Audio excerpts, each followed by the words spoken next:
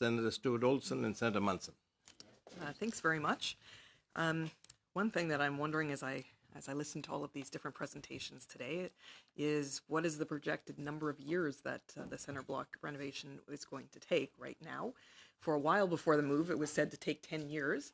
And then when we got closer to the move, but we hadn't even moved yet, that time frame all of a sudden became reported in media reports as bumped up to 13 years already. We hadn't even moved. So while I believe that it's absolutely important to complete this renovation in an appropriate and professional way, taking into account the fact that this is one of Canada's most important buildings we're talking about here, taxpayers' dollars have to be considered at all times as a top of mind priority. And obviously more time in a construction project of that magnitude means much more money.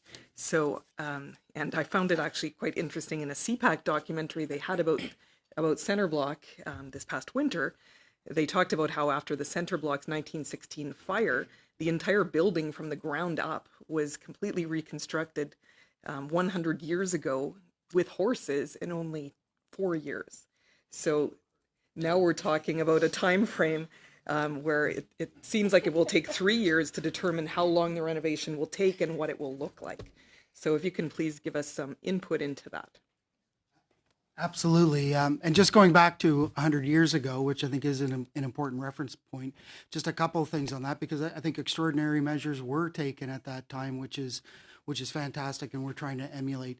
But 2 points is that parliamentarians did move back into a partially finished center block. It was only partially finished. Parts of it were occupied, and then it was completed in 1927. So it kind of happened in phases, which is one thing that we could consider with this project, but that would be really up to parliamentarians.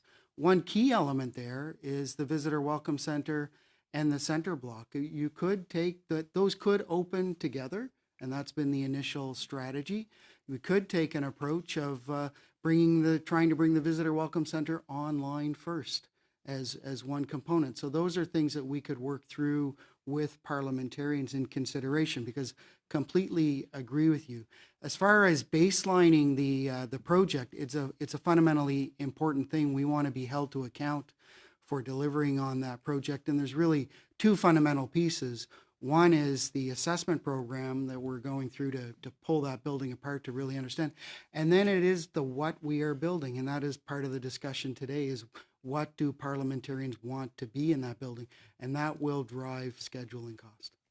So right now you're still going with 13-year time frame, or you're not even saying a time frame? Or no, well, we've never officially said the time frame. And so what, as Ms. Garrett indicated, over this next year by December, the completion of the assessment program and the completion of the functional programming would put us in a position to have a baseline scope, cost, and schedule. When media used the number 13 years, did that come from Public Works, or where did that number come from?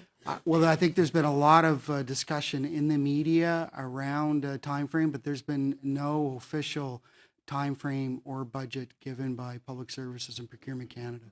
Thank you. Senator Stuart Olson.